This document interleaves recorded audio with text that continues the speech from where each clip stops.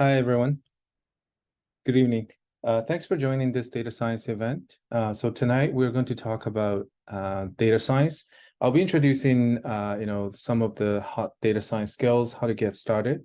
I'll introduce a little bit about generative AI and how data scientists and how and why data scientists need to learn generative AI, and then I'll introduce WeCloudData's data science bootcamp curriculum if you're interested. That will happen at the end. So without further ado, let's get started. You're here probably because you're interested in learning data science, or you've already graduated from a boot camp, or you have self-learned data science. If you're wondering about the job market and how to become a data scientist in a tough job market, I'm going to shed some light tonight. I'm going to introduce some of the key skills you need to master. I'll introduce how to get started with them before I move on to talk about how WeCloudData can help you achieve your goal. So here's the agenda for the data science skills introduction. So first of all, I'll introduce SQL, Python, introduce how to get started with data analytics, and I'll introduce machine learning, generative AI, and a bit about big data as well. So let's get started with SQL. First of all, what is SQL? SQL is one of the core skills you need to master if you want to work in the data industry, right? Whether it's data engineering, data science, data analytics. Here's an analogy, right? If you work with ChatGPT, typically we're going to feed prompt into OpenAI API, and then it does some sort of completion, right? So the large language model is playing a role in the background, and it helps you complete, the request. This is, how ChatGPT can have, conversations with you. But large language models, of course, can be used for many other purposes as well. But you basically need input, right? And it gives you output. In the database world, SQL is a language used to communicate with data, right? Just like we use prompt to communicate with ChatGPT. If you want to analyze data, right, you need to be able to communicate and talk with data. And we do that through SQL most of the time. So there will be a SQL database or a SQL engine, and we feed queries into the SQL engine, and it spits out some sort of output, right? So, and the questions or instructions, right, can be asking about sales performance. You want to find the top influencers of your product, or you want to write SQL queries to prepare data for some sort of dashboards, or you simply want to extract data. Right? So that's basically what SQL does. It's a language for us to communicate with data. And why does a data scientist need to know SQL? It's because SQL is such an integral part of data science workflow. It's literally everywhere in an enterprise, data flow. So I'm not going to dive into this diagram in detail, but basically explains how data flows through, a banking system, right? Starting from the different kinds of, applications on the left-hand side, and then ingesting data into different database systems. And then we run ETL to extract the data, build the warehouse, and then build the data marts, so that data analysts and data scientists can write SQL queries to extract the data, and then use Python to train machine learning models. But the output will be used by the business for predictive modeling, for risk analysis. It can be used for marketing campaign analysis. And at the bottom, you'll see that when data is really big, or when you have real-time data, then data lakehouse can be used for analyzing big data.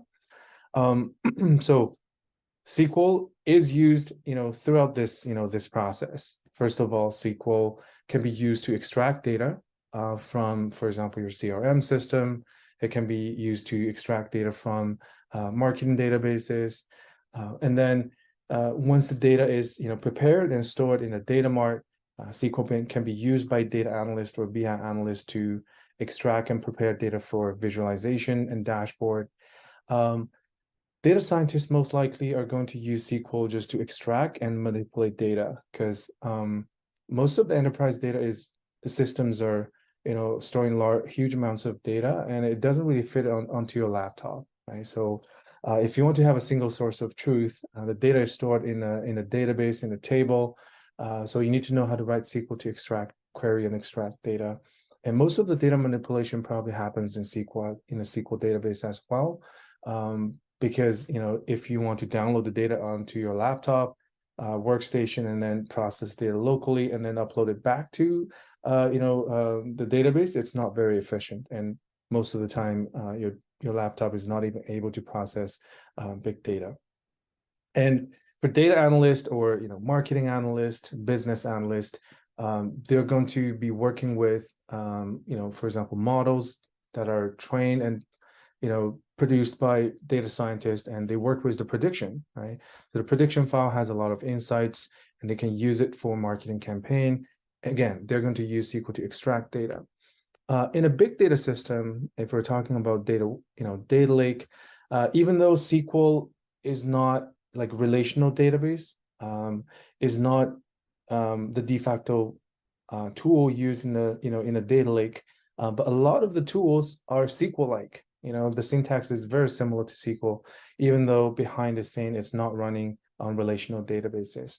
For example, Presto, it's a distributed computing engine, but you basically write SQL queries to work with it. Apache Spark is written in Scala, and you can use Python, PySpark to interact with big data. But majority of the production workload running on Spark is actually using Spark SQL. Again, you'll need to learn, how to use SQL to manipulate data. And of course, pretty much all companies use SQL. They always typically start from a relational database. SQL pretty much rules the enterprise world. Even though companies may use different, database engines, they work with different vendors. They will be using different SQL dialects. But I think for anyone who want to work, become a data scientist or data analyst, your focus at the very beginning should just be on grasping the SQL as a common language to talk with data. So you don't really need to worry too much about the different types of database engines, unless you work as a ETL developer or database administrator or data engineers. Okay. How do we get started with SQL? So first of all, of course, you need to install SQL. You need to have a database engine installed. You can run that, on your laptop for practice purpose. But in production, usually databases are deployed in the cloud or on-premise. So you can connect, your SQL client to a SQL database that's running in the cloud. You need to start by learning basic queries, right? Learn how to use basic queries to answer very simple business questions. And that will help you gain intuition about data analysis very quickly. And the next step, you need to get more sophisticated. You need to learn data modeling, learn how to, work with advanced queries. This is when you're going to sort of work with multiple tables, and then you need to understand entity relationships, and you need to understand how to join, merge, right, union different data from different tables. You need to learn advanced queries or advanced analytics functions such as window function, which is used quite commonly in the business, in the real business scenarios. And after you've gained all of these technical skills, I think the next step is just to learn different use cases. SQL can be structured in different ways, right? Depending on the business questions. So I think this is the part where it requires a lot of experience dealing with all kinds of data and different kind of business questions. So definitely practice a lot. Try to work on different types of data problems, and you also need to learn how to use SQL to explore and prepare data for data science, right? So we'll talk about this in when we mention machine learning. But as I said, I think from a practical perspective, a lot of times, if you work as a data scientist, and SQL is the tool for you to prepare data for downstream machine learning problems you're going to solve. Here's some SQL related resources. WeCloudData has a WeCloud Open course. You can go to learn.weclouddata.com. You can create an account, and we have a free SQL course, a pretty short course. It's self-paced, We also have a data fundamental course. And of course, we cover SQL in our BI, data science, and data engineering program. If you're interested in working on BI or building dashboard that use SQL heavily, you can consider our real client projects. It helps you build some real work experience as well. But there are a ton of great online resources as well. I think Khan Academy has SQL course. SQL Zoo is a really good tool. And then Code Academy has SQL course. DataCamp is really awesome. And of course, Udacity, Udemy. I think you know how to find these resources yourself. Let's talk about Python. So Python is a programming language, first of all. It's a high-level general purpose programming language. It can be used for many different purposes. One example here is, let's say large language models, such as, Bard, ChatGPT, models trained by Anthropics. There are a ton of large language models out there. And all of these are actually powered by Python. And of course, Python alone is not going to help you create a large language model. It requires systems, infrastructure, GPUs, different high-level packages. But Python is the de facto programming tool, and it's used quite often for building large language models or fine-tuning large language models. Python is quite dominant, right, as the go-to data science tool in the market right now, and it can be used for many different purposes. It can be used for generative AI, training large language models, building AI agents. Tools like LangChain. It is an AI agent tool, so you can work with it to build some really interesting generative AI applications.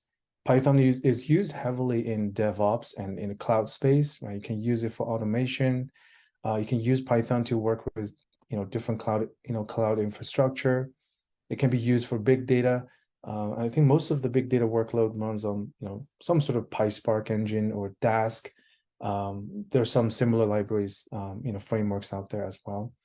Python can be, of course, used for data science, machine learning, and traditional AI problems. It's used quite often by data engineers as well, writing ETL scripts, orchestrating their pipelines using Airflow. So Python is pretty much everywhere, and they have every reason to learn it.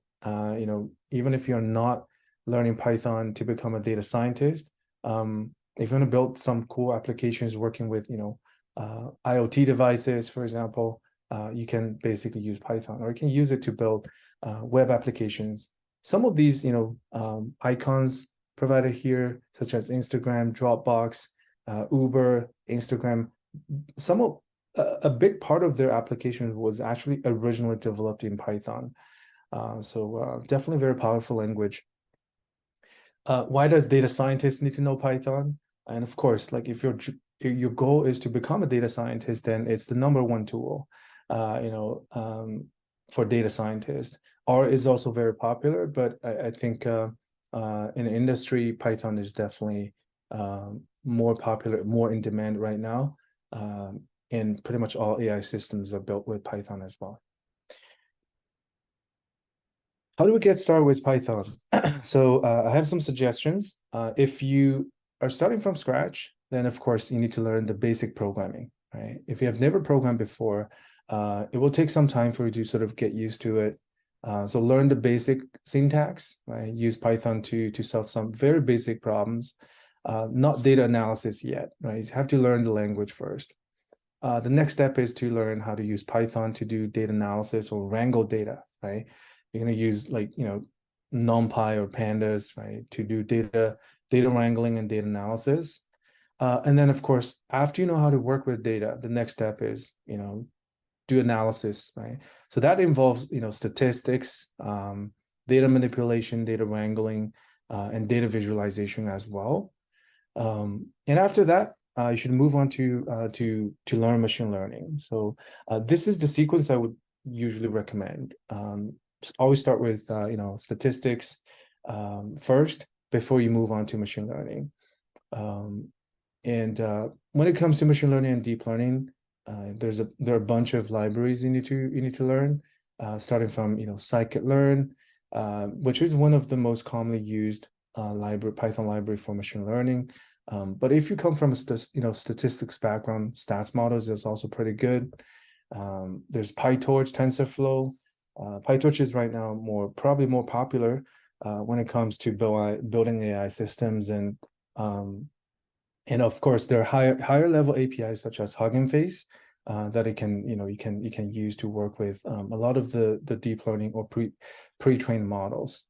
So that's machine learning, and after that, ultimately, the reason why you learn machine learning or you train models is because you want to build some kind of ML product, right? The product might be used by the marketing team, so they're mostly going to be relying on the insight, but then it can be used by the software team to actually turn your data science or AI models into product features, and that requires deployment, right, of these machine learning models. So if you're interested in generative AI, building generative AI products, then you might be, working with tools like LangChain to build agents, Llama Index, right, to sort of figure out the data preparation part and indexing of your document data, and that also relies on model inference and deployment. Then VLLM is one of a very good library that people use to deploy machine learning models efficiently. And then, of course, sometimes you need to build APIs, REST APIs, then Fast API can be used, or Flask. And weights and biases, of course, for monitoring your machine learning training system, and vector databases as well. Now, ChromaDB and a lot of those vector databases is a new type of database you need to learn, right? I think data engineers wanted to learn that. ML engineers, data scientists wanted to know how to work with these vector databases, because if you want to deploy the models, then most likely you need to store a lot of the documents to build knowledge base or knowledge graph, and vector databases are very useful for that. So there are a lot of things we need to learn. Not all of these tools are powered by Python, but at least all of these provide an API access, which means you can use Python to interact with these tools. And it might sound a little bit overwhelming, but again, I definitely recommend starting with basic Python programming, and make sure you can, work, you have the ability to wrangle data really, really well. That's probably even more important than like machine learning and generative AI, because if your goal is to get a job, then most companies will want to quiz you on your data wrangling skills. It's, if you want to build a very strong and solid ML systems, data is very important, right? Because data is basically all the instructions you would like to feed into your machine learning systems, so it can learn from these data and then generate, useful insights. So definitely focus on data analysis, and pandas is such an important library to learn. It can be used for statistics as well. And then you're going to start learning machine learning, but don't worry too much about machine learning operations. That sort of crossover with ML ops and ML engineering. It will be really nice for a data scientist to understand how to deploy models, but I think you should probably, at the beginning of your journey, you should probably just focus more on data analysis, data science, and machine learning. And once you become a data scientist, definitely learn how to deploy models. Yeah, it's going to take a while to get there, but hopefully this provides a good learning path for everyone. Some Python resources. WeCloudData Open has a Python course as well. It's free, and we also have Data Fundamental course, Data Science Bootcamp, and these are of course paid courses. And we have lots of Python projects in our Real Client Project program. So if you're interested, just let us know. A ton of great online resources. Udemy has a really good course called the Complete Python Bootcamp. This is a pretty solid one. It has a lot of exercises. Code Academy, of course, always has very good courses. High quality. Data Camp is really good. And Harvard CS50 is also, I think, an open course. It's highly recommended by a lot of a lot of learners. So I would recommend that too. All right. Uh, Now let's talk about data analysis. I think SQL and Python are the hard skills you need to learn. But then ultimately you're learning that for doing data analysis and data science, right? So going from data to data insights, I think there are two things you need to understand. First of all, of course, the hard skills, right? Coding. So you need to learn Python and SQL to, you need to know how to extract data, right? Clean data, how to prepare data and visualize data. So it's not just about Python programming. You're actually using Python to solve very specific tasks, right? So you need to sort of speak the data language. You need to understand when you're given 5 tables, you need to know how to prepare the data, right? There's some methodologies and instructions you can follow, but in general, you always need to extract data from database systems or the data lake. Once you have the data, you always need to validate, the data and do some sort of cleaning. You need to prepare the data for data analysis or machine learning tasks. And along the way, you need to visualize the data to gain more insights that sort of, guide you through the whole process, right? You need to understand the data better. And then the way you analyze the data is usually, driven by the use cases. So when you learn data analysis, it's very important for you to understand different use cases. It's easy to download a data set and just follow some instructions to complete an exercise or assignment. But in real life, right, your manager is probably just going to throw a business problem at you, and you need to understand the use case first, and that decides how you're going to approach the problem, right? And Python SQL is really just a coding tool in your toolbox, right, to interact with data, but you still need to understand how the use cases work. So for example, if you work as a growth data analyst, so that means you're doing growth analytics, then you need to understand a lot of things about growth analytics, right? You need to understand the key metrics. What is retention rate? What is the acquisition rate? You need to know how to prepare data. And so most likely you'll be working with the customer analytics data and product usage data and things like that. So you need to understand how to anticipate business questions when you're doing your data analysis. You don't want to sort of write hundreds of lines of code, do your own analysis and give the results back to the business team, and they tell you, okay, this is not what I want. So you really need to understand what the business needs are first, and that will guide you through your data analysis process. And of course, campaign analysis, customer analytics, there are all kinds of use cases. So if you want to become a very seasoned data analyst or data scientist, I think you need to understand a lot of use cases. And again, keep in mind that Python and SQL are just a tool. You absolutely need to master these tools, but being very good at Python doesn't make you, a very good data scientist, because, a Python developer is way better at programming than you. But their focus is not on data analysis or business analytics, right? So I think the use case, the knowledge about these use cases are the things that make you very valuable as a data analyst. Okay. And on your journey to become a data scientist, I think you always need to become a data analyst first. Learning data science sort of covers most of the data analytics tool, but the focus is very different. So we have a business intelligence and data analytics program as well. You're welcome to join those sessions to learn more about data analytics. Now let's talk about machine learning. Again, so an analogy here is that when you work with ChatGPT, you're going to feed prompt into the engine, and the large language model GPT-3, GPT-4 is going to do the completion, right? It's basically next word prediction, but it's of course very sophisticated. So it's doing some sort of prediction. It's just predicting the next word, but the instruction, right, comes from your prompt. And of course, the large language model is basically a compression file, right, of the world. It learns, from all the documents it collects from the web, from other sources, and it try to compress that knowledge into a large language model, and then it can start to predict next word when you feed the prompt into it.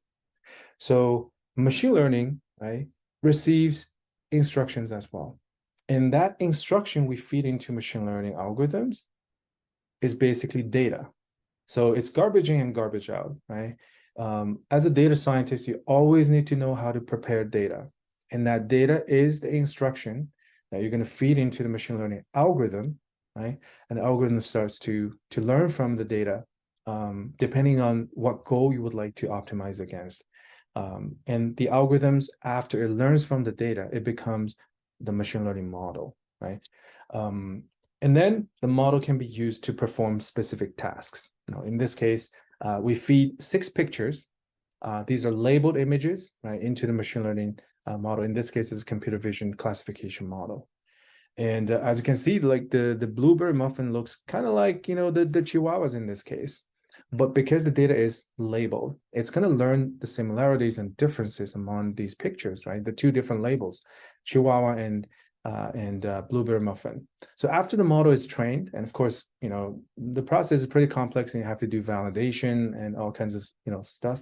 But in the end, when you have the model, you can use that to perform a specific task. In this case, it's basically image classification.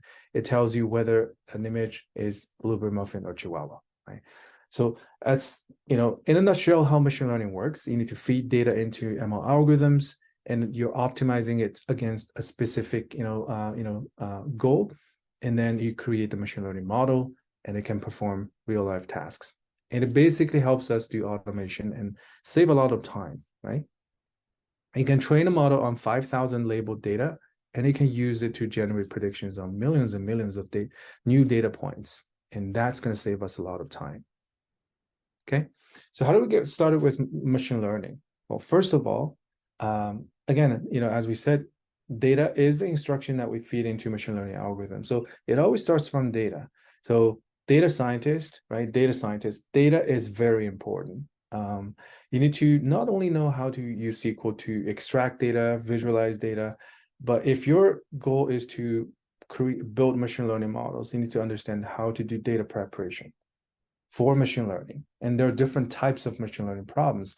And you need to understand how to prepare data for different types of machine learning problems. For example, the way we prepare and clean data for large language modeling is very different from the way we prepare data for, let's say, building a customer analytics model, right, or customer churn model, which is typically structured data. After you learn how to prepare data, you need to understand statistics, linear algebra, and optimization. Now, you don't need to be, you don't need to know exactly how to write all of these algorithms, right? Or the formula behind these math. But key understanding of these, optimization methods can help you a lot along the way. And after that, you basically need to learn, different algorithms and different types of models, and try to work on lots of, exercises and projects to solve different types of problems. One typical mistake I found, job seekers make is that when I review their resumes, they've worked on a lot of machine learning projects, and the data sources are usually from Kaggle. And some job applicants like to focus on just on one type of problem, like all the projects are classification problems, right? Because the most common real life use case is just prediction. However, if you want to stand out, I would recommend working on solving different types of challenges, such as time series prediction, right? Natural language processing, sentiment analysis, regression analysis. So that will help you enrich the portfolio and definitely help you stand out from the crowd. After learning machine learning algorithms, you need to understand the use cases, because that usually governs, right, the way you build your models. So use cases determine the techniques you will apply. So I think the difference between a senior data scientist and junior data scientist is that the senior data scientist has seen more problems, right? Has gone through more challenges. So they understand how to solve different types of ML use cases, such as churn, risk analysis, recommender systems, sentiment analysis. There are a ton of use cases, you definitely need to learn at least 5, 6 different kind of ML use cases. Okay. And after that, ML products. I sort of mentioned this when we introduced Python, but if you want to learn machine learning, ultimately keep in mind that you're helping the company to build some sort of ML products. The product can simply be a predictive model that's used by the marketing team. So they just need the prediction, right? For example, they want to understand which customers are high-risk customers who may actually cancel their subscription. So they only care about the prediction or the probability, and then they can rank order the customer base based on the churn likelihood, and they can find high-risk customers. And the marketing team will be, basically reaching out to those high-risk customers with some kind of marketing offers. And the goal is to be able to retain them, right? So that is some sort of ML product, because you still need to automate this, right? You cannot afford to manually run your machine learning model prediction, the dot predict function on a daily basis, or on an ad hoc basis. So ideally, you're going to build ML pipeline, and everything is automated, right? And the data analyst or campaign analyst can just write SQL to read from a prediction table, and then they will get the data they need, and then they can go on and do the downstream analysis. But you can build ML products that's used by in your software systems. So that requires model deployment and ML ops, which means you're most likely going to build some sort of prediction API, right? So that requires you to build ML pipelines. You need to deploy the model. You have to serve the model as well. That's a whole, another topic regarding ML engineering. But that's the end goal. So I think data scientists will eventually need to, at the very beginning, I think you need to understand how this works. But if you look at the career path, I think switching from data science to product management or ML engineering is definitely, a very good lucrative career path to consider. Now let's talk about generative AI very briefly. There's some confusions around large language model, deep learning, machine learning, and AI. So first of all, AI is very broad. It's usually tied to different, applications such as autonomous driving, right? So artificial intelligence and machine learning is part of AI. And here, regarding machine learning, we're talking about the traditional machine learning, and there are different types of problems we can solve, right? Classification problem, regression problem, unsupervised learning, supervised learning. And deep learning is just part of machine learning, and with a focus on neural networks. And you're training, deep neural networks, and usually on large amounts of data, and the performance is usually very good on on specific tasks such as computer vision problem, NLP problems, and deep learning usually outperforms the traditional machine learning problem, right? And generative AI is part of that because most of the large generative AI models are trained on deep learning models, based on deep learning models, and LLMs or large language model is really just a part of generative AI with regarding to natural language processing, language model, or multimodal models. So you can do text to image, image to text, text to text, and image to image. There are all kinds of applications, but ChatGPT is just a very specific use case of large language model, and it's instruction tuned, which means there will be alignment that has been done on the so when it comes to large language model, usually companies will train a model that has not been tuned, right? So that's the original raw model you built. That's going to cost millions to hundreds of millions of dollars to train. And these models, it can do the next word prediction, but it's actually not that smart. And then the model will need to go through some sort of alignment and the instruction tuning process, and it will be tailored for different purposes. And ChatGPT is just one use case of it. Of the GPT-4 model, it's instruction tuned to do Q&A and have conversations. it has been aligned so that it doesn't, always, it doesn't spit out, toxic responses, right? So additional training data has been feeding into this process, and it's using some sort of, different types of techniques to align the model and tune the model. And then we can further tune these type of models for other purposes, right? And use the large language model to build retrieval augmented systems as well. So there's a lot of things going on right now in this space. It's quite exciting. And I think for a data scientist, there are ways for you to get started with generative AI really quickly. And I strongly recommend you look into this. So first of all, you should be learning prompt engineering. It's not necessarily something a data scientist need to learn. It's something that everyone needs to learn, I think. So you need to learn prompt engineering to, make yourself a more efficient data scientist. And you need to know how to use generative AI to aid your machine learning tasks. For example, sometimes when you're training models, you don't have enough labeled data. And there are a lot of applications nowadays that actually leverage ChatGPT or GPT-4 for generating labels, right? This is generally in the data augmentation and synthesization space, and there are a lot of research going on. Yeah, it's quite powerful, and then you can definitely leverage that for some of your machine learning tasks. And you can design data science products powered by generative AI, right? These are relatively easy to get started with. It doesn't require deep knowledge about large language model, deep learning. However, if you want to, go beyond that, I think you need to learn more about the large language models, different types of LLMs, such as, encoder, decoder models, decoder only models, encoder only models such as BERT. And you need to learn how to fine tune these models, because the goal is to fine tune these models, right? Or these open source models for your specific tasks.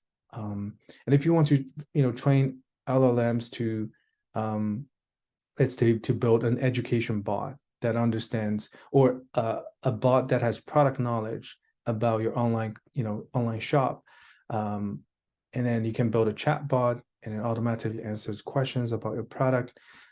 You will basically need to fine tune that, because ChatGPT is not going to do a great job on that, because it's trained on the data collected from the entire web. But if you want it to have specific knowledge about your product, your website, you have to fine tune it. And of course, you can do prompt engineering. You can do, few shot learning. You can feed a lot of examples, right? But we're always limited by, the context window, which means when you have a lot of instruction or documents you would like to feed into ChatGPT, eventually it's not going to work very well. So there are better ways to do that. For example, you can build retrieval augmented systems, because you might have millions of documents in your company. And now you would like to build an enterprise, let's say, knowledge base, where you can actually just have natural, have conversation with a bot, and it helps you sort of, search through all the documents and give you the information you want. You can't, in one prompt, you cannot feed millions of documents into ChatGPT, and it's going to cost you a fortune. So if you're building applications like that, then you need to understand large language models in depth, and you need to know how to fine tune it, or know how to work with retrieval augmented generation. But there are other ways to do that as well. So very exciting space. But I think if you're just at the beginning of your journey, it's always more important to gain data science skills than just generative AI, because you can't skip the data and the machine learning part. These are the fundamental skills you need to have before you move on to AI. Okay. Otherwise, you're just a user of AI. Then any software engineers can write code to interact with ChatGPT. They pretty much just don't need a data scientist. But a lot of enterprise applications and use cases will need help from data scientists. It's not just simply working with an API. Okay, cool. So I think this is my introduction to data science skills you need to learn. Hopefully this is useful. I'm going to have a small pause and see if you guys have any questions regarding the different types of skills I've introduced. And then after that, I would like to move on to data science bootcamp curriculum provided by WeCloudData if you're interested. So feel free to ask me questions.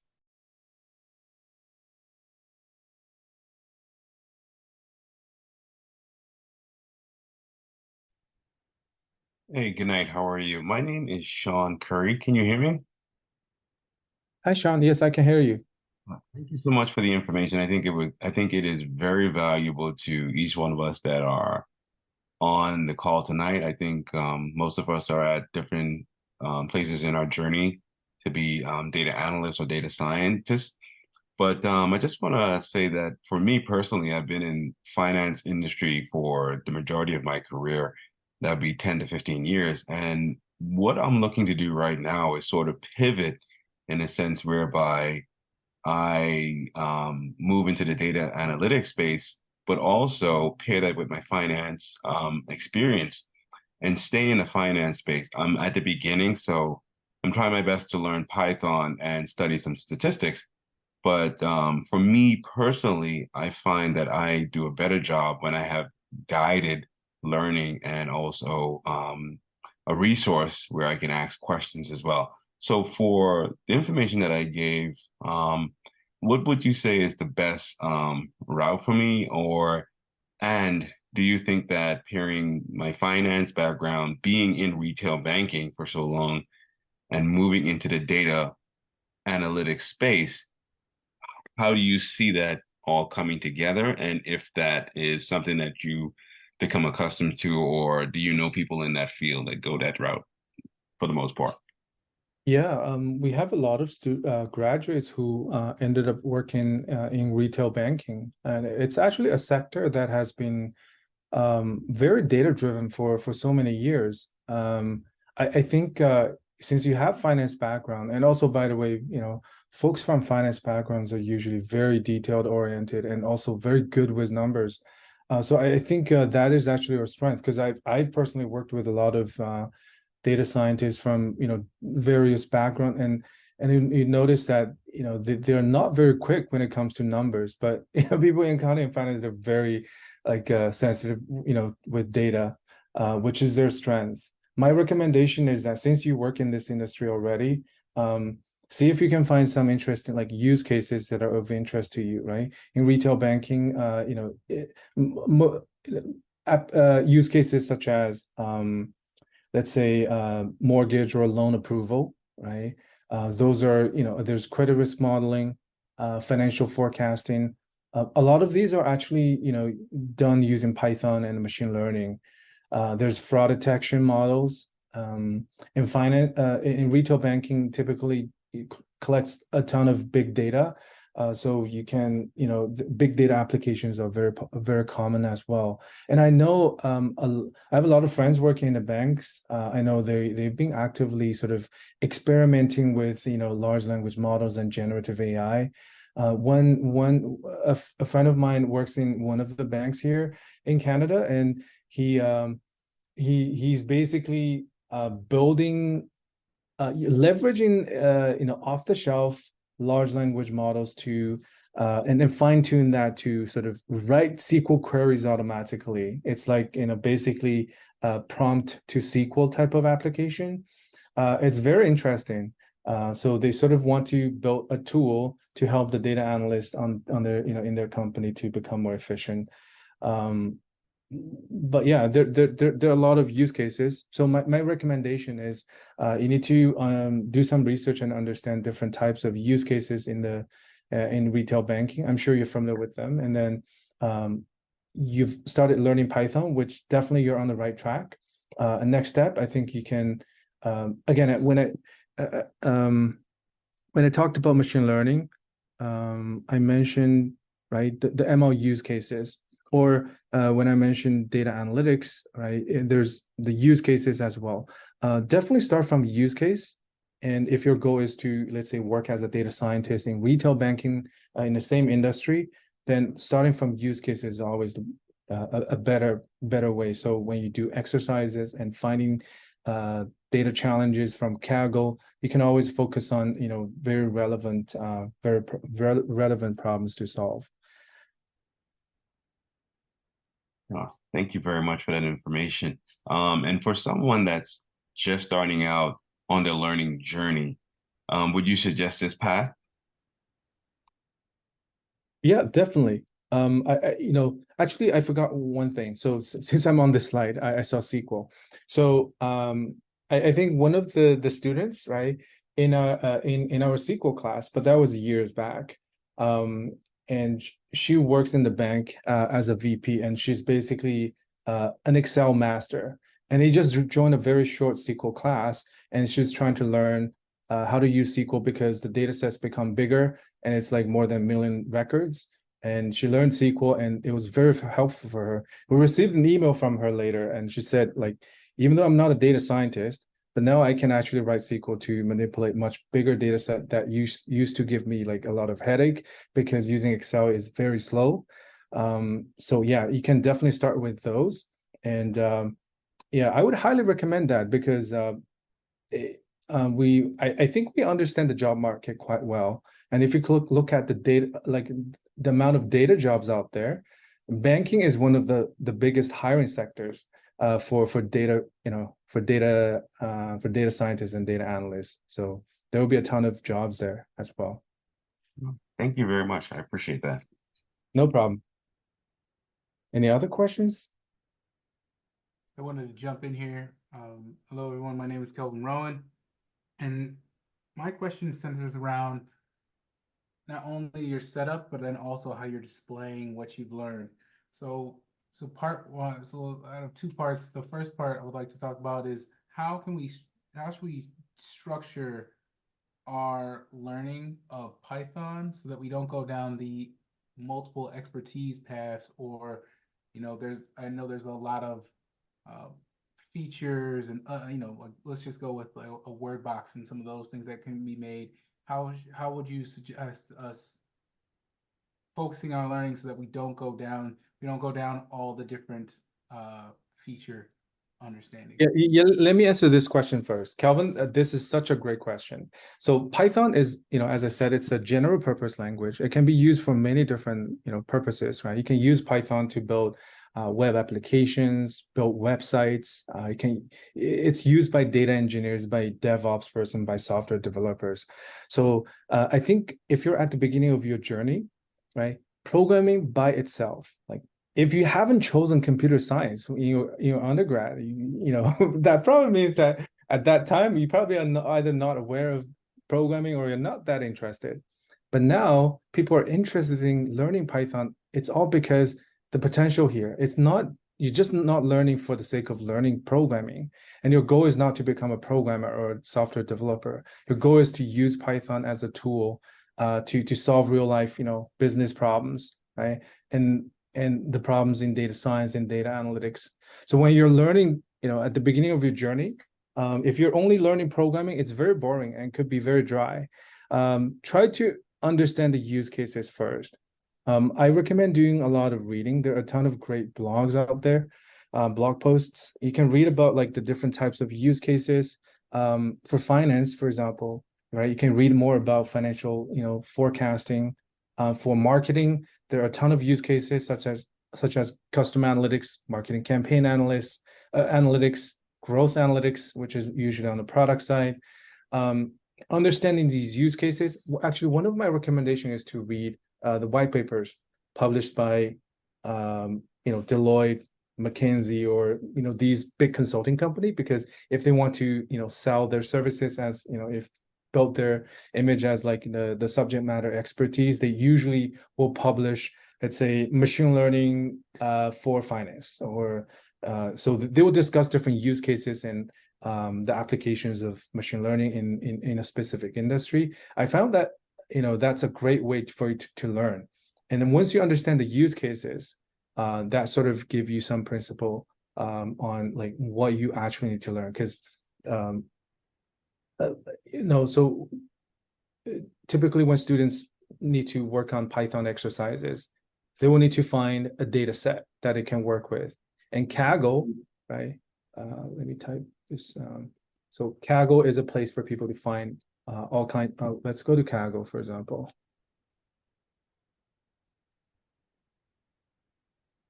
Right, you can actually search for data sets As you can see, I've searched for like World Cup data, but let's say, finance related, or let's say retail banking, right? There will be a ton of like bank churn analysis, right?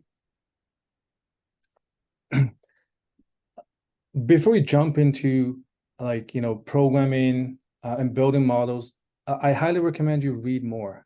Like just come to Kaggle, right? It has notebooks and basically models or analysis done by other people, and they share, on Kaggle. And it has like inputs.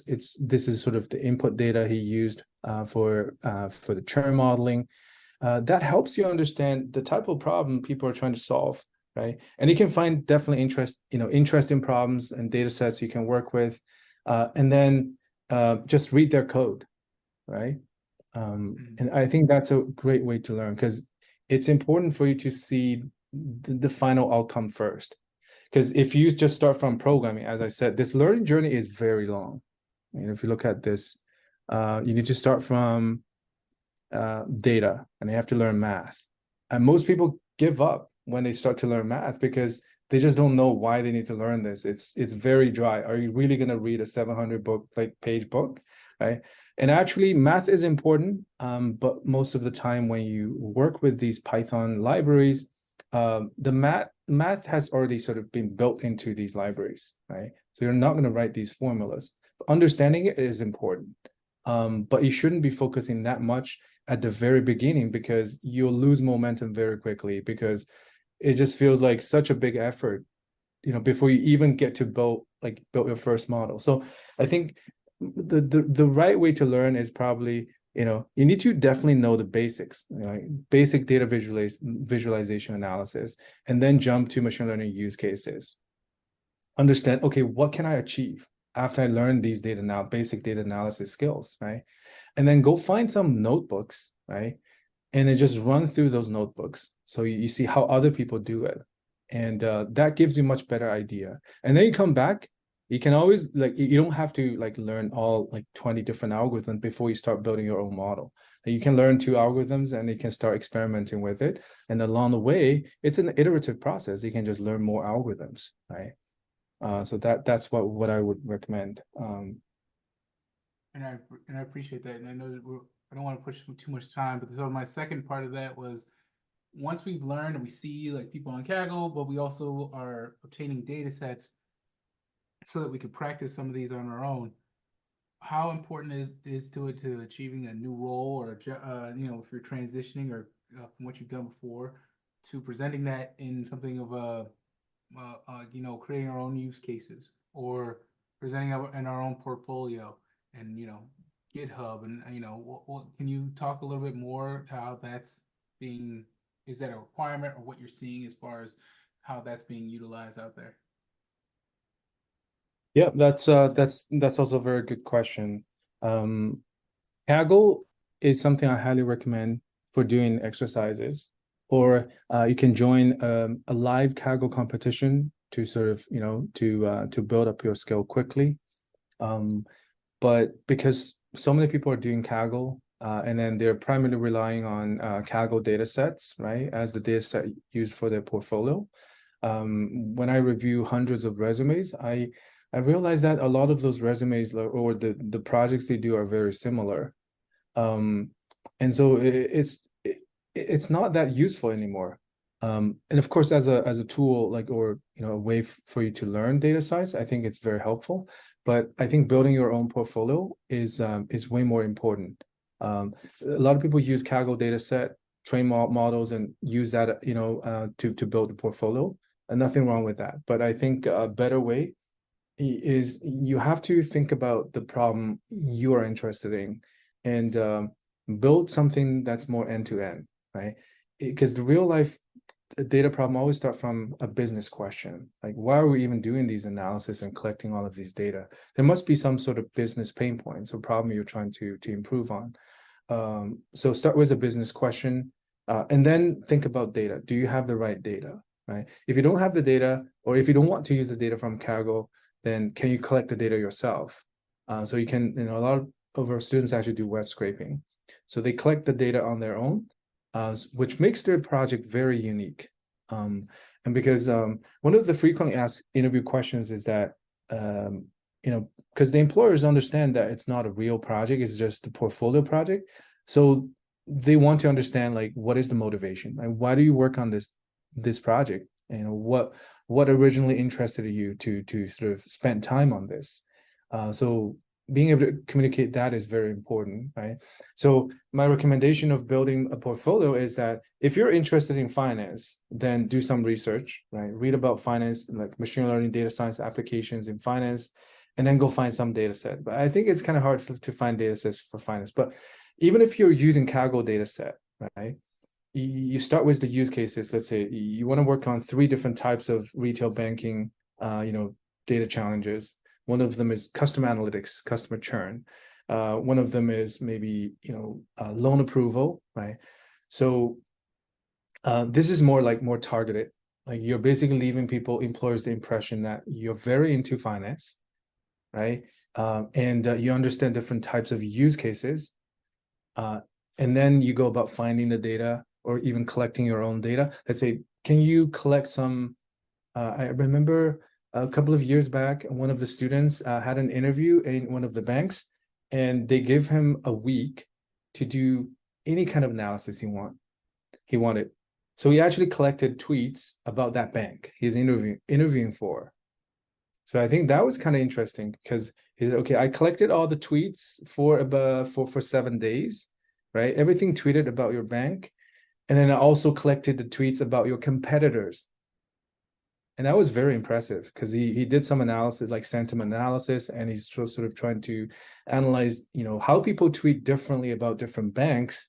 And he discovered some like really interesting insight.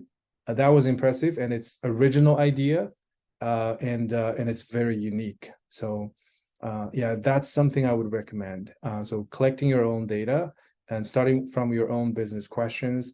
But if you cannot find any public data, using Kaggle data is totally fine.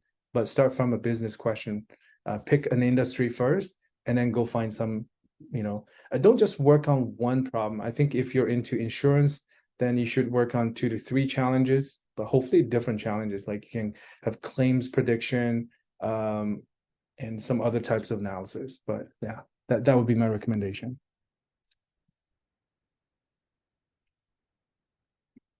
Okay, cool. JM also raised his hand. Can you do you want to?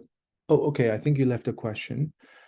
Do we need to have a good Python background to understand and master generative AI? Also, since generative AI is gaining popularity, do you think would it be easier for fresh bootcamp graduates to land into a job in Gen AI, other fields such as banking, if Gen AI is more advanced field? Coming back to my slides, so I think first of all, there are 2 different ways for you to or I guess 2 different aspects of it. First, is just learn prompt engineering, or know how to work with generative AI tools such as ChatGPT. And of course, ChatGPT, there's and anyone can use it, right? So you need to learn different prompt engineering methods. But I think it's going to benefit yourself, right? Make yourself more efficient. It's not necessarily going to help you get a job, right? Unless it's a very specific prompt engineering job, if you can master prompt engineering.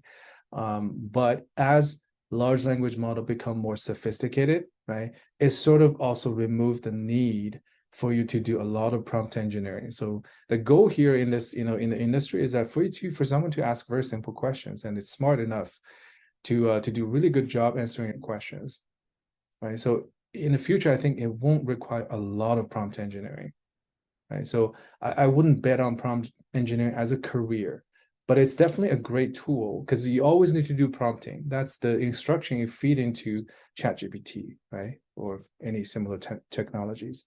So this is going to help you become more efficient. However, there's one, I think, area that's going to grow, which is related to this. It's like leveraging tools like ChatGPT for AI automation, right? Because right now, the most popular use case of generative AI is basically ChatGPT or Bard, right? It's just chatbot. But I think eventually you want to have a conversation, but you want the bot to be able to perform tasks. Now we're entering agents. So like you want ChatGPT to be able to order pizza for you. You want it to automatically extract, key information from a document. You want it to set up calendar. You want it to analyze all of your emails. And then I think when we teach students generative AI when we do corporate training, some of those use cases are like, I remember one IT manager, he was using tools like Zapier and ChatGPT. He's trying to automate the approval process. He said, like, whenever someone sent me an email, I would like to use ChatGPT to extract some key information. And there's some sort of course, there's some logic, and then he said, if it's, this is the right intention, I would like to, it would like to sort of send an email and ask for approval. Let's say approving a team member's vacation request, right? Something like that. So he's going to receive another email, which is sent by ChatGPT, and then he can approve or disapprove. Using that to automate the workflow, I see a lot of value in that. So I think a lot of companies will want to invest more in that. That's one area that you can definitely invest more time in, and it's not very hard, to be honest. And we're also launching our generative AI introduction course, a short course in February, if you're interested.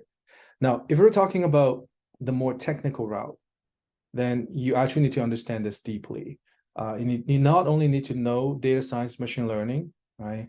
You need to understand how large language models work, because there are a ton of open source large language models out there, right? So there's the vendor-based tool, models such as GPT-4. It's not free, and it charges a bit based on the tokens, right? Because for ChatGPT, we pay $20 to use ChatGPT-4 a month. But when you want to send, the enterprise scale data to ChatGPT, it's very expensive actually. So a lot of companies eventually will want to deploy an open source version of that, but it needs to be fine-tuned. It needs to be fine-tuned for the finance use case. It needs to be fine-tuned for, let's say, the education, use case, or healthcare. A lot of people are looking into that. I think the banks are very actively doing this right now. So you need deep experience with these, large language models and also different use cases, because for translation or text summary, right? You might actually need to use different types of models. So you need to sort of understand that, and also understand how to deploy the models in production. And the RAG here, stands for retriever augmented generation. So you're leveraging an external knowledge base. For example, you cannot possibly feed all of your finance data, or I wouldn't say not the finance data, but the finance related knowledge base, right, into ChatGPT as one prompt. So you better just store all of these in the vector database, right? And then when you're having some sort of conversation with your AI agent or bot, you want it to perform some tasks and search for some interesting data points, and then we'll do very efficient search. And then ChatGPT is used as the generation tool to have this sort of conversation and summary for you. That is being very widely researched and adopted right now. So yeah, so these are more advanced skills. You definitely need to sort of learn data science and machine learning first, and then invest more time on learning large language models.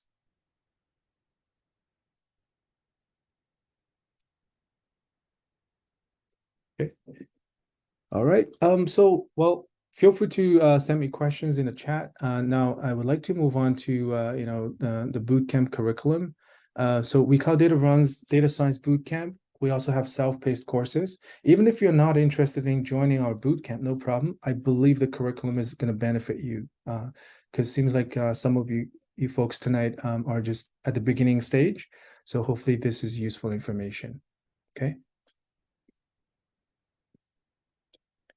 Let's talk about the curriculum. I would like, well, first of all, I would like to introduce WeCloudData's data science bootcamp. There are different options. So we have full-time and part-time.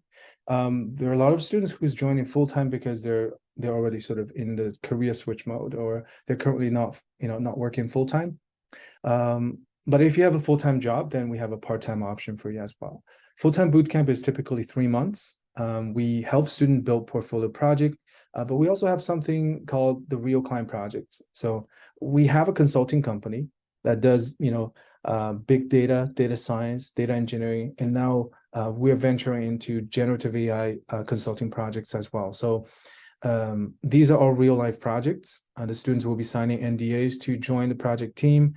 They will get mentored, throughout the process, and then they actually work with real clients on these real projects. So if you're struggling to add experience on your resume, this is one of the best way.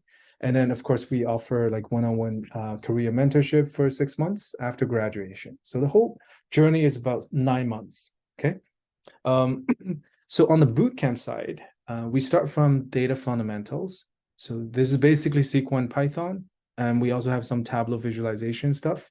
And then we move on to data science. So the data science course covers, pandas, data wrangling, statistics, and data analysis. And then we move on to machine learning. We also cover big data. Big data is also a very important skill to have. I think I somehow missed it in the previous presentation. For example, let's take retail banking for an example. Most of the banks, they have data lake and data warehouses. We're talking about terabytes of data. A typical bank, right, collect a few terabytes of data on a daily basis. So that means the data your company collect on a typical day, you can't even analyze that on your laptop because it's simply too big, right? And if it's 1 year worth of data, it's going to be petabyte scale data, and the company will need to, clean and remove a lot of these data traditionally. But now with data lake and big data, you can pretty much keep all the history, but that requires a different set of skills, or you need to work with different tools, big data tools such as Apache Spark, right? But you can use Python to work to write the code. So Python is again the API here.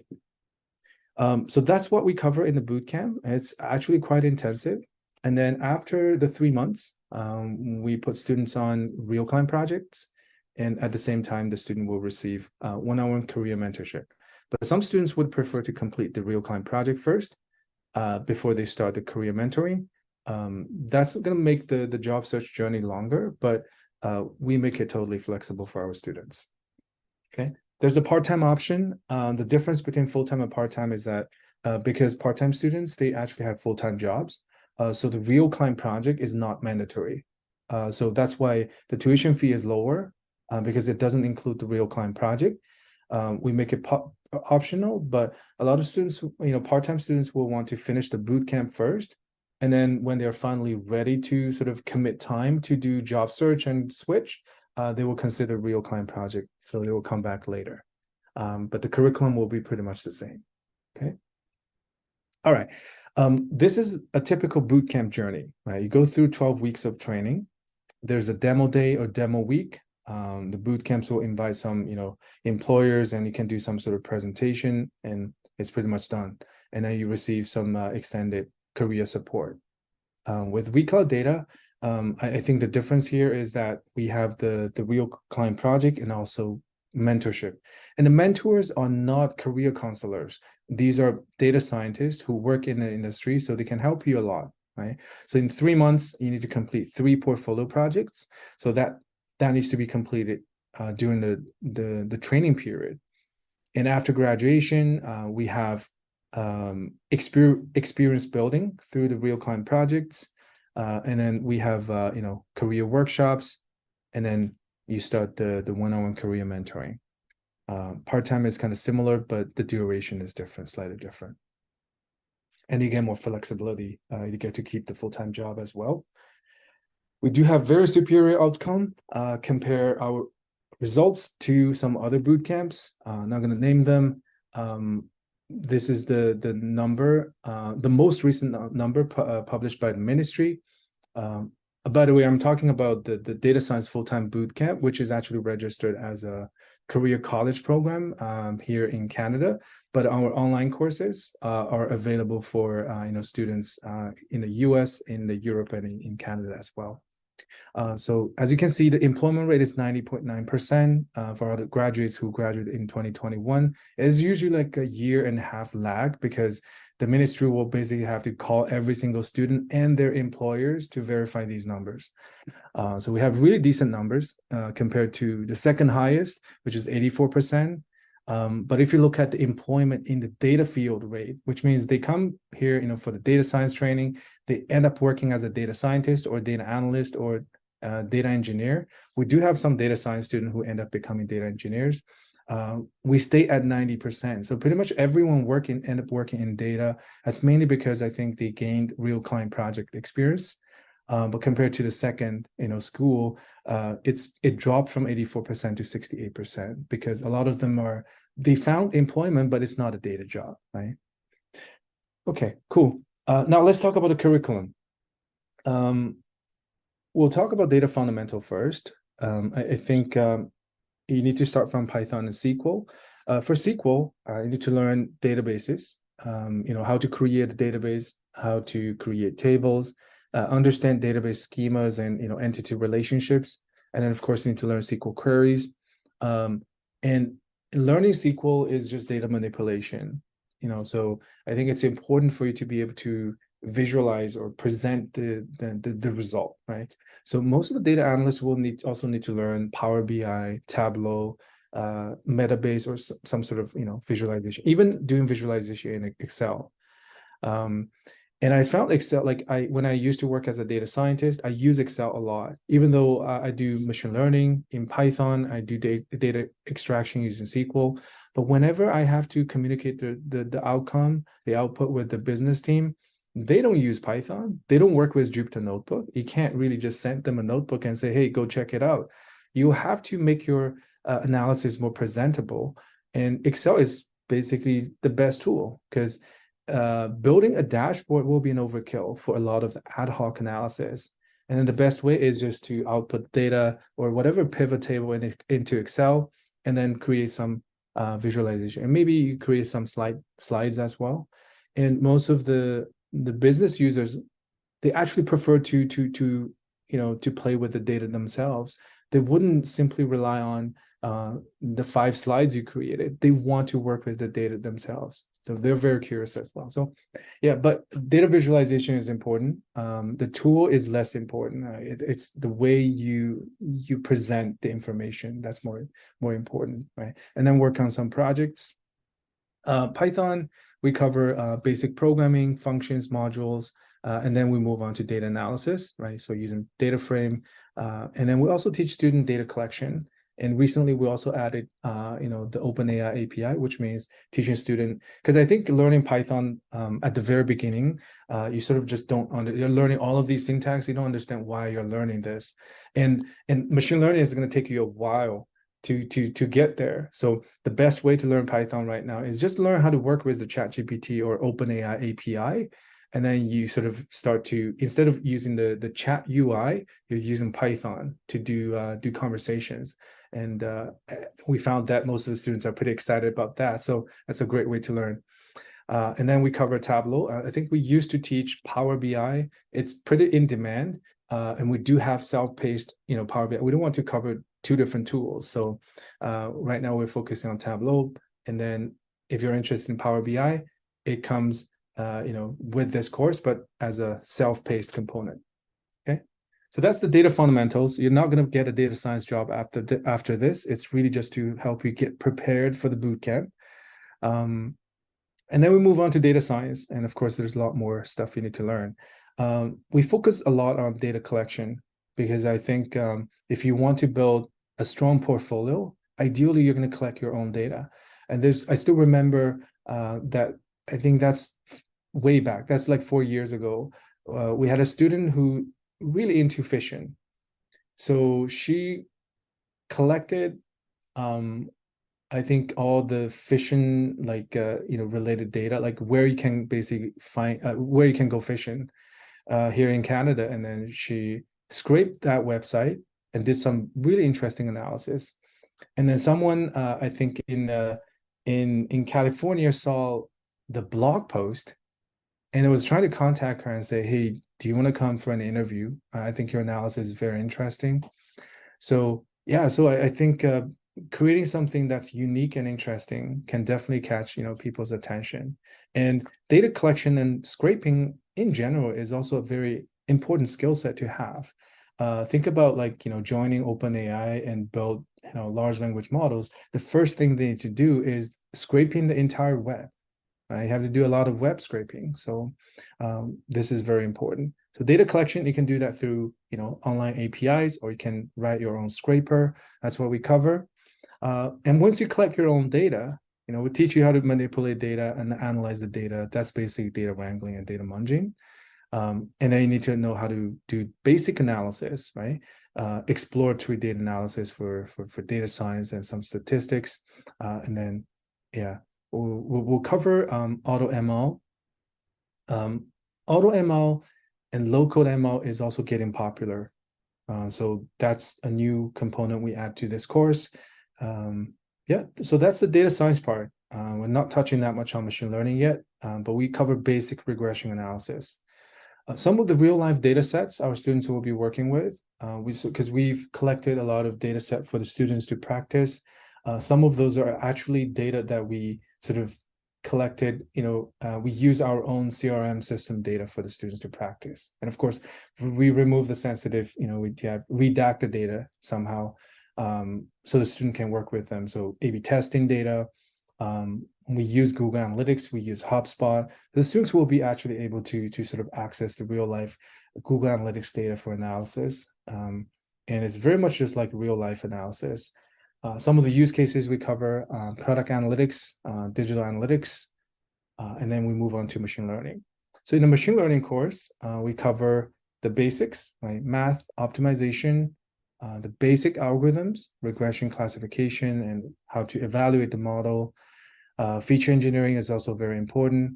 And then we move on to more advanced algorithms, right? So as you can see, we don't try to, teach you regression and then teach advanced regression method. We cover the basics first, and then you have to work on exercises. So that sort of so after two days, you will be able to build machine learning models. And you're achieving your first milestone, right? Before like you feel like, you're learning too much and still not seeing how it's being used. You're actually going to sort of hit small milestones, learn the simple basic algorithms, and start to solve problems, right? And learn how to prepare features. And then we move on to advanced algorithms, and you'll learn how, these advanced algorithms or some sort of fine tuning optimization can help you actually improve the previous problems you have worked on. And then we cover some supervised learning. We cover the standard deep learning stuff as well. And then we also added generative AI. So we added prompt engineering, large language model introduction. But actually, since we're launching the generative AI training course in February, all the new bootcamp students will be able to sort of take that as a separate course for free. So it's going to have its own mini projects as well. So we're quite excited about it.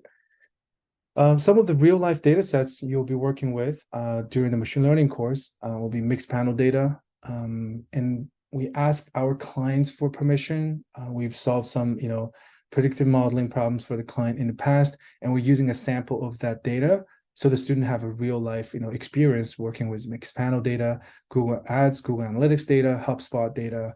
And of course, we teach students to scrape Indeed or a different kind of website. Okay. And these are some of the industry use cases that will be touched upon during the bootcamp. Or if we cannot finish everything in the bootcamp, we have a lot of guest lecture and recordings that you can go through them, yourself. All right. So the last component is big data.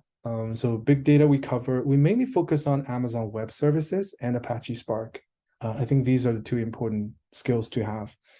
Data scientists will definitely need to learn or know at least one cloud tools. In this case, in our case, we teach Amazon Web Services. So we cover AWS use cases and teach you how to, launch, compute, and store big data in AWS. And then we move on to Apache Spark, teach you like Spark data frames and Spark SQL. Since this is a data science course, not a data engineering course, we'll teach students how to scale machine learning using Spark, basically Spark ML, and student will need to complete a sentiment analysis project. And then we'll also cover a little bit MLOps and SageMaker, which is the ML tool in the AWS ecosystem. Yeah, so that's the big data course. I think after you complete the bootcamp, if you look at a typical resume, right, if you want to stand out, you need to start building competitive advantage from day one. The boot camps are teaching you the hard skills, but that's not enough for you to find a job. But since this is talking about the curriculum, it will allow you to add some coding related keywords, ML, analytics, and big data, right? But of course, you need to also gain relevant experience. We offer this through the real client project, so student can actually add real company project experience, especially if you come from like a non-related background. I think having like real project experience with real client is really going to help you fill that experience gap. And of course, the students who will complete portfolio project, which is something we usually recommend at at the bottom of your resume above your education. So yeah, so that's the data science curriculum. Any questions?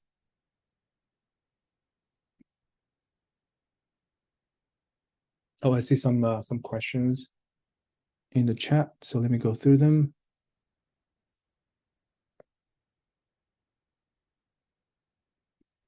What is the salary range in Canada post bootcamp? Our graduates are earning somewhere. I think the lowest is around like 70,000, and it can go as high as 150,000. The average will be around 85,000. And to be honest, 2023, the average salary dropped from 88,000 from the previous year to around 80. The market is just not very good, and I have to be honest. Yeah, so the average salary dropped a little bit. Yeah. How is data science bootcamp different from ML engineering bootcamp? It's actually quite different. So the ML engineering bootcamp we have, it's an advanced level program. So the typical student profile are software engineers, data engineers, and data scientists. So you'll need to be able to pass like a data science machine learning quiz in order to be accepted into the program. This program focus on three things. So we have an AI fundamental course, but that's just teaching deep learning. That's the fundamental. But we have three specializations: computer vision, generative large language model, so NLP basically, and then MLOps. So these are the three separate streams. In the bootcamp, students learn all three of them: computer vision, NLP, and then MLOps, which is like model deployment in production. But these three courses can be taken as separate short course as well, if you're interested. Yeah.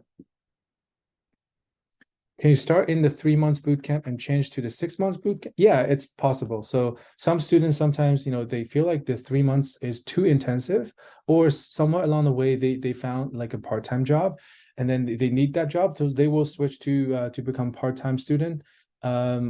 I've rarely seen students going from part-time to full-time, but yeah, going from full-time to part-time, it's quite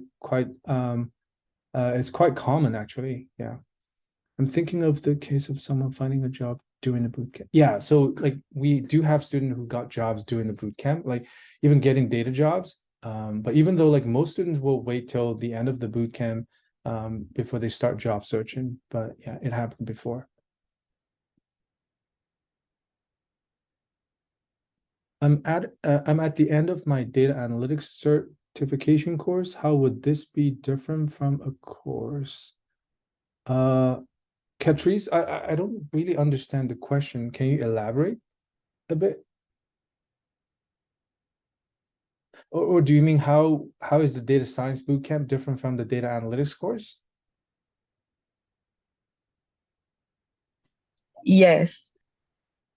Oh, you mean WeCloudData's data analytics course, or other data analytics certification course? Other data analytics certificate courses. So I'm not sure if the data analytics program covers machine learning, but typically the data science and data analytics bootcamps are different. I think data analytics bootcamp will focus more on Tableau, Power BI and Python SQL. So that's more data analysis. I think the difference of data science program is that it has this, machine learning and big data and cloud component. So first, that's one big difference. But if your goal is to become a data analyst, I don't think you'll need to go through another data science bootcamp. You should have the right skill already. And what WeCloudData can offer is just put you on the real client project. So we have a real client project program where if you're skilled enough, you can just join a real client project to gain real life experience. How much is the bootcamp? It's the typical bootcamp charges. Our data science bootcamp full-time, including the real client project and mentorship, is 15,000 Canadian, and I think it's around 13,000 US dollar. And the part-time program is 10,000 Canadian dollar. Yeah. Yes, you can only do the project part. That's what we call the real client project only program. And then, you can join a mentorship program as well. Is this bootcamp suitable for people who are starting at the very beginning without a math stats background? Yes, it is designed for someone who's starting from scratch.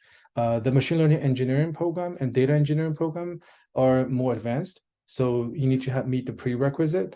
The data science program, as you can see, like it covers SQL and Python from scratch, and we have the data fundamental course to get you prepared as well.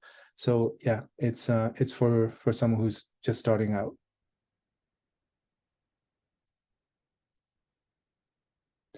Yes, you can work on real client project while working full time.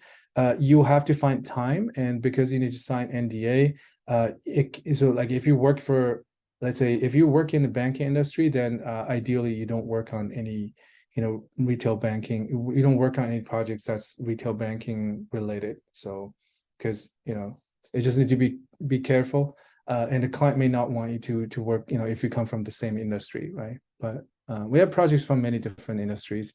Some interesting projects we've worked on. If you're interested in finance, we've worked on with like a small like mortgage providers. So we help them build their first loan prediction, like loan approval machine learning models.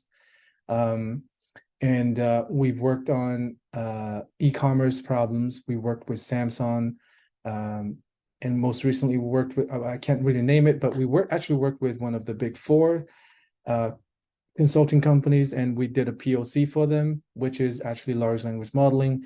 It's related to DevOps, but basically feeding all of their IT knowledge base into a vector database, and we used large language models to help them to sort of build enterprise search. It was a very successful POC. And we work with a ton of AI startups as well, like, in supply chain, and even autonomous driving, but it also depends on, the project managers we have. So typically we have project managers who leads the team, and they work with the client directly, and the students will be joining as the mentee to learn and gain real life experience. And when students reach certain level, we actually pay the students, and we've hired a lot of students on these projects as well. But it's definitely not guaranteed in this program. The program is for learning purpose, but and to help you build experience. But the students who stand out, we definitely we either compensate them or hire some of them. Yeah, and we have US clients as well. Yeah.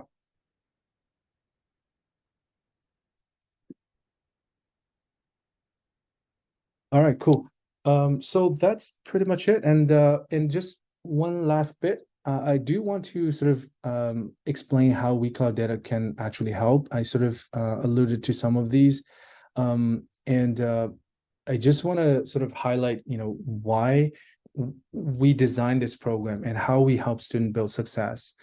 So first of all, of course, I think and when people think about WeCloudData and what's the differentiator, it's definitely the real client projects, because I think you can learn SQL and Python online as well. So we have real client projects, and we can help you actually build success faster. Our content is also very practical, and with the introduction of generative AI, we're also helping you build future-proof skills. Kaggle, as I said, it's not real experience, right? Many boot camps will say they have real projects, but I think what they meant was just like real life data set from Kaggle. But you don't really, work in teams, right? There's no real client interaction. You don't receive real business requirements.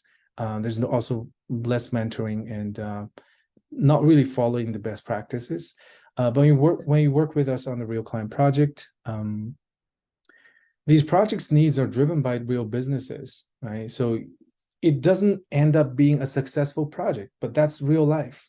Some projects we do, it actually failed. It's not necessarily because we didn't work hard. It could be the business priority change, or it could be, the data set is not good enough. I remember one student got an interview question.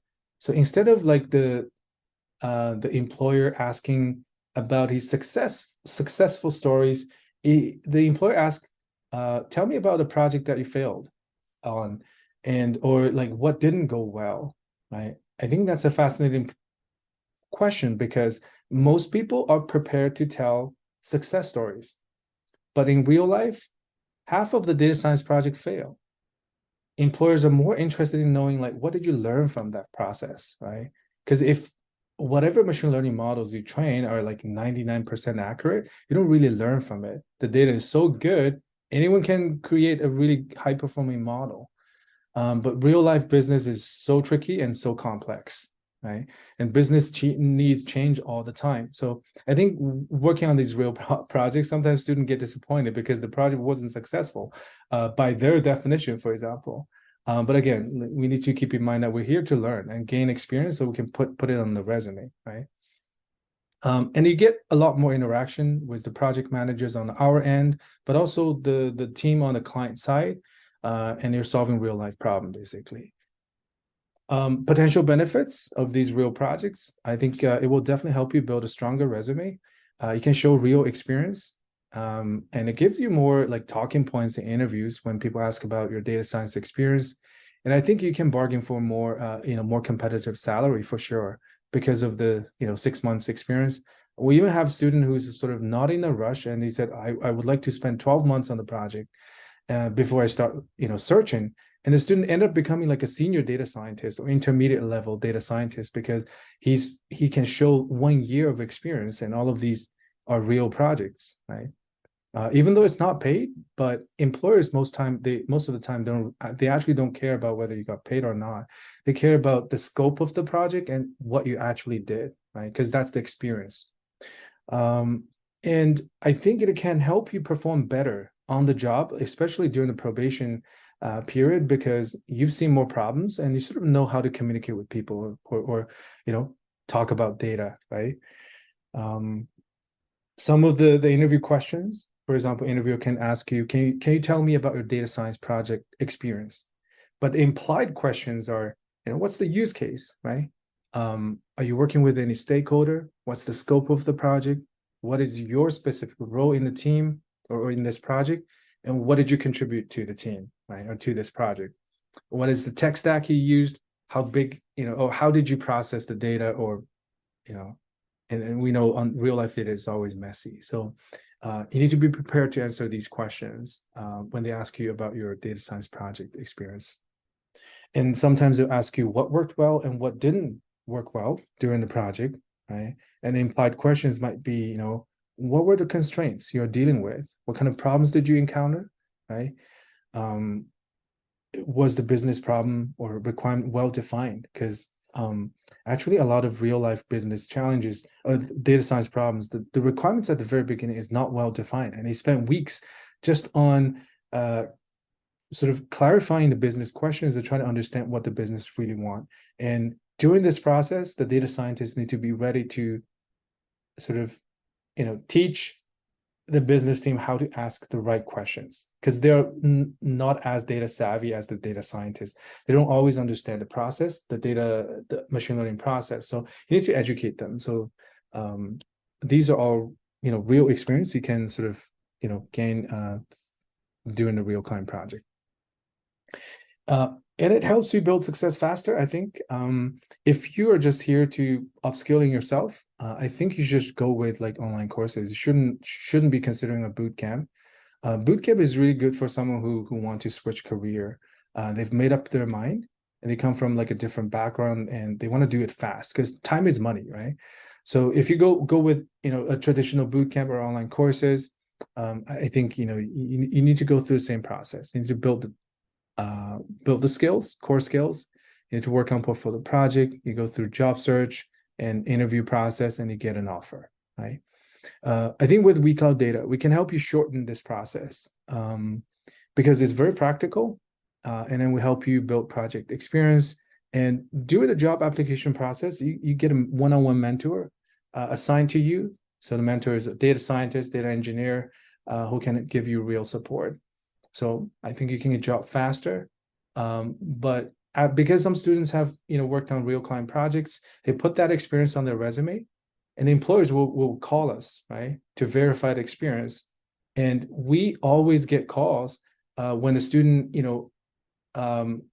when the students switch their second job. Like they initially they get a data science job. We've done the reference call once, and then like 2 years later, the student is getting another job. We keep getting those calls from the new employers. So this is definitely going to help you, in the first few years, I think, of your data career. And also, I think we try to teach from a very practical, perspective. So this is what your typical class experience would look like. We have self-paced courses, and it's made free for the bootcamp students. So by the way, if you don't have time to join a bootcamp and you still want to learn on your own and get mentorship, we are launching a mentorship program. It's basically self-paced courses. You go through all the recording yourself, which means if you can finish all the material in 1 month, or if 3 months is too intensive, then you can take your time. You can finish all the exercises, quizzes, and projects in 12 months. But you have TA and a mentor that works with you along the way. So that's a new program. But again, for bootcamp students, they will be able to sort of have previews and watch all the recordings, self-paced courses, and then they join the daily lecture. We have peer problem solving. So you at least because we have a mixed class, like students from all over the places. There are students from Europe, from US, from a lot of them from Canada. It's kind of hard to meet in person. So that's why we create peer problem solving. So you will be interacting with your classmates and also learn from each other, right? And then we have lab solution, which is guided by the teaching assistants. So they will be sharing the solution. I think this is where you're going to learn the most. And then of course we have TA office hours. That's how we teach classes. And we, I think as I shared, we use a lot of the real life data sets to teach our students. I'm not sure why it's not showing, but there's real life Google Analytics data, mixed panel data, HubSpot data we use for teaching. Some data are collected from the client projects. We also share a lot of use cases, and we have guest lectures. So you'll be learning like custom analytics, forecasting, growth analytics. So these are actually very important because if you're only paying for the hard skills, and I think there are much cheaper options out there. You don't necessarily need to join a bootcamp.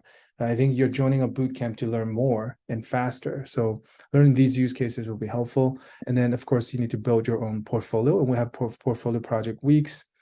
And then of course experience building through the real client project.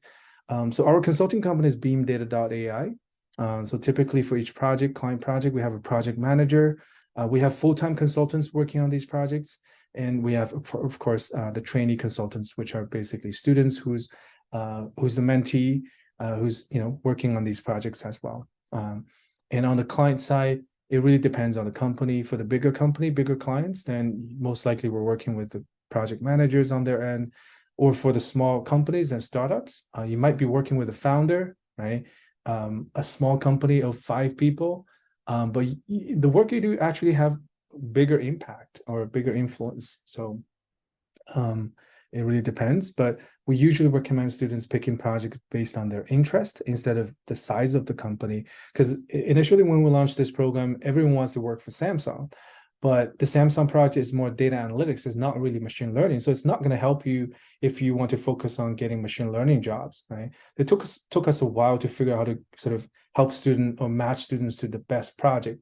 Don't just go with the brand name. You should pick project based on your interest or your job search goal. Yeah, and then we have mentorship. This is what mentorship look like, right? The process. So after graduation, we have career preparation workshop. So that's group session. So we invite communication coach to help you sort of work on your pitch, right? Introducing yourself, and we cover general tips on job search. And then we pair the students with mentor, and then you start to do the one-on-one session. You see purple boxes here, but it's not just 4 sessions. There are many one-on-one sessions. Usually there are 20 sessions. And then you can work with mentor. The first 2 sessions are usually just introducing yourself and helping you with the resume and setting the goals. And then we notice that most of the students will contact the mentor when they get interviews or when they cannot get interviews. When you cannot get interviews, that means you need a mentor to help you look at the resume again, or maybe it's the portfolio problem. When you start to get interviews, then the students will need tips on how to expect questions, right? Interview questions, or do mock interviews. So these mentors work in the data industry, so they're definitely very helpful. And then they help you with salary negotiation as well, giving you tips on that. Yeah, I think that's about it. In the bootcamp, I think you're also building relationships. I noticed a lot of classmates, they stay in touch after graduation, and a lot of them keep in touch with us instructors as well. And you start to build your personal network in the data space. And some students end up getting hired directly by the clients because the client really liked them. So yeah, so I think it helps you. It's a very interactive experience, I would say. And lastly, I think when data science meets generative AI, again, my suggestion here is that if you're yet to learn data science and become a data scientist, the focus is still on data science and gaining these data skills. And generative AI can help you become more efficient. So we introduce you to generative AI large language models. We teach prompt engineering in our upcoming generative AI course. And for example, we teach you how to perform common NLP tasks and even fine-tune BERT models, because it's used quite often in some of the real client projects. But it's not going to turn you into a generative AI expert. So if you seriously want to learn generative AI, such as computer vision, large language modeling, NLP, we do have specialization courses, but I think you should start from data science first. So this is the last slide. I think I can take more questions and call it a night. Is it recommended to get a master's in computer science later for career progression? Ranjit, yeah, I actually would recommend that. I've seen this a lot of cases like this. I'm glad you're asking, getting a master's in computer science later, because a lot of our students, when they come to us for a career switch or joining any kind of boot camps, right? They want to land a data job first.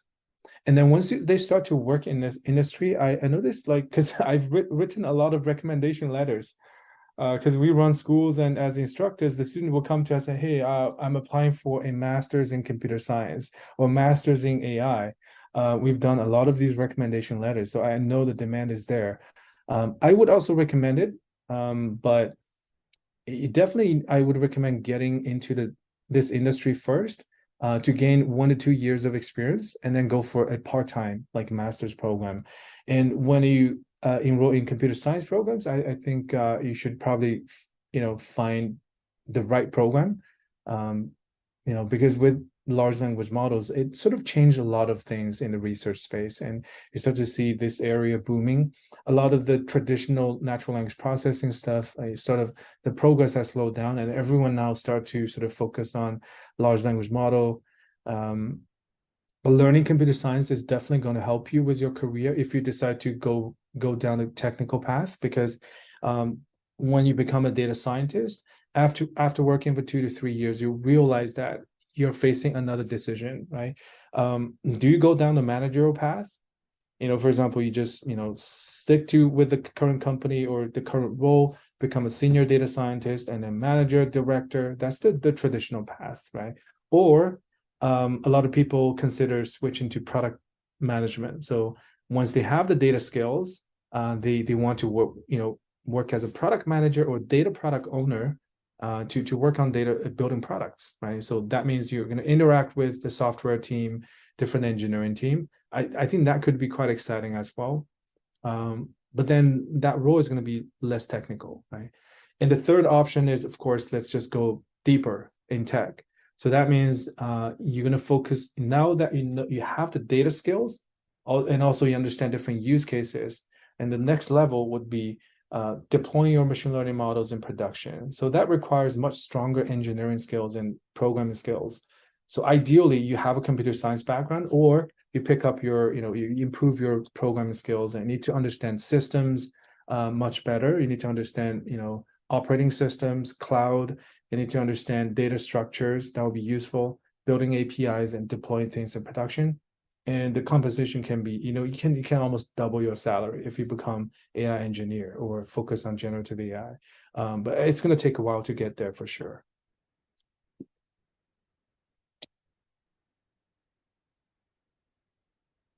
You're aware that WeCloudData is affiliated with some local and overseas university. Yeah.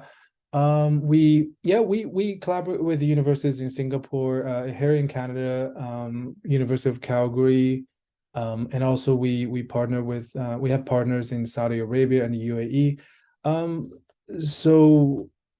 But these are mainly just like continuing education, right? We're basically supporting them, and we are just like the training providers, and we help them launch programs basically. But our primary focus is still on our own boot camps. Yeah. If there's no further questions, I think that's it for this session. I think we have some other sessions in January, so feel free to join them. We have some machine learning engineering topics, and there's a session dedicated to generative AI. So yeah, I hope you guys find it useful. And thanks for joining this session.